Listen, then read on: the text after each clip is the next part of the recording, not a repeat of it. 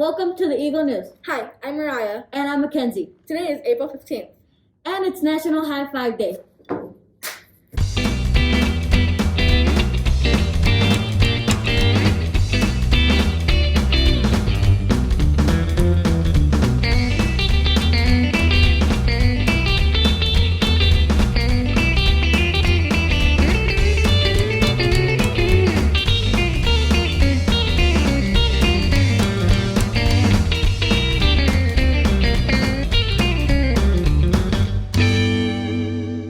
Was that fun, Captain Eagle? Now let's hear the Eagle Update.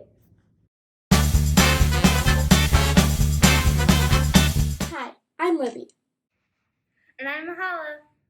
This month, we have a new Leader of the Month. It's Harriet Tubman. Harriet was born into slavery in 1822 in Maryland. She escaped to freedoms in her 20s and worked the rest of her life to help others. She created the Underground Railroad, how she helped people escape slavery. Let's learn more about her. Escaping slavery, risking everything to save her family, leading a military raid, championing the cause of women's suffrage. These are just a handful of the accomplishments of one of America's most courageous heroes. Harriet Tubman was born Araminta Ross in Dorchester County, Maryland, in the early 1820s. Born into chattel slavery, Araminta, or Minty, was the fifth of 9 children. 2 of Minty's older sisters were sold to a chain gang. Even as a small child, Minty was hired out to different owners who subjected her to whippings and punishment. Young Minty's life changed forever on an errand to a neighborhood store. There, an overseer threw a 2-pound weight at a fugitive enslaved person, missed, and struck Minty instead. Her injury caused her to experience sleeping spells, which we know of today as narcolepsy, for the rest of her life. Minty's owner tried to sell her, but there were no buyers for an enslaved person who fell into sleeping spells. She was instead put to work with her father, Ben Ross, who taught her how to lumber. Lumbering increased Minty's physical strength and put her in touch with free black sailors who shipped the wood to the north. From them, Minty learned about the secret communications that occurred along trade routes, information that would prove invaluable later in her life. In this mixed atmosphere of free and enslaved blacks working side by side, Minty met John Tubman, a free black man she married in 1844. After marriage, she renamed herself Harriet after her mother. Harriet Tubman's owner died in 1849. When his widow planned to sell off her enslaved human beings, Harriet feared she would be sold away from everyone she loved. She had heard of an underground railroad, a secret network of safe houses, boat captains, and wagon drivers willing to harbor fugitive enslaved people on their way north. So Tubman fled with 2 of her brothers, Ben and Harry. They eventually turned back, fearing they were lost. But in one of her sleeping spells, Harriet dreamed that she could fly like a bird. Looking down below, she saw the path to liberation, and in the autumn of 1849, she set out on her own, following the North Star to Pennsylvania and to freedom. Tubman returned to the South 13 times to free her niece, brothers, parents, and many others.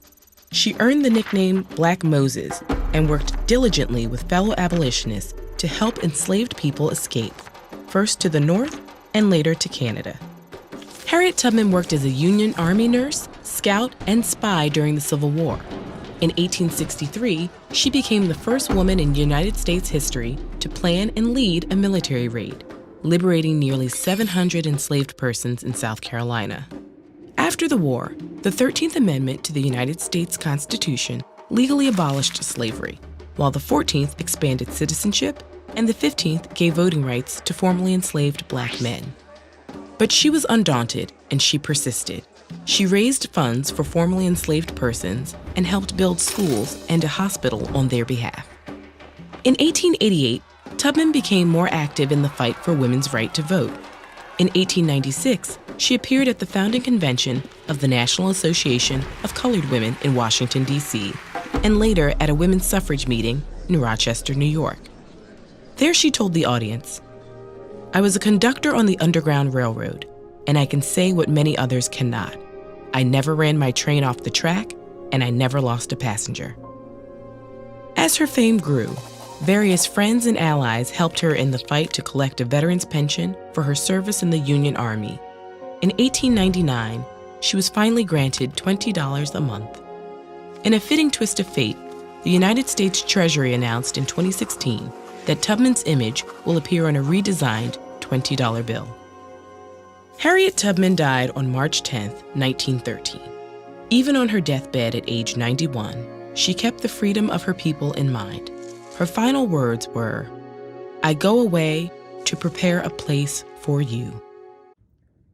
Thanks, guys. Harriet Tubman is such an inspiration. Check out the Leader of the Month board to see more. Now let's hear from the 7 Habits team.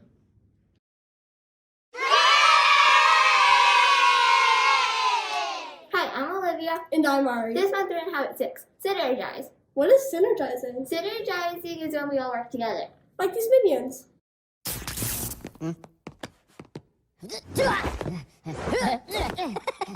Narito na. Wimpo!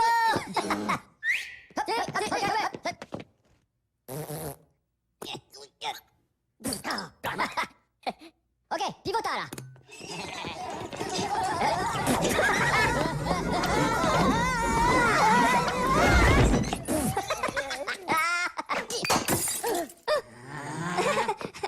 Pomelo?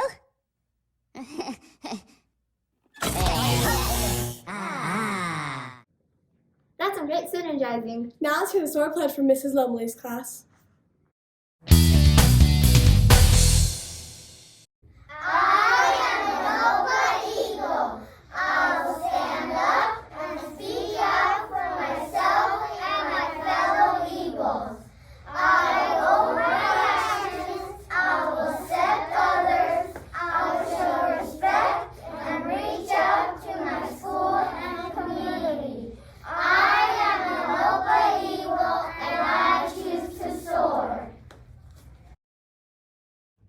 Well, that's it from us. Have a great weekend. And remember, Everybody loves everybody learns. and everybody leads. And be nice. Bye.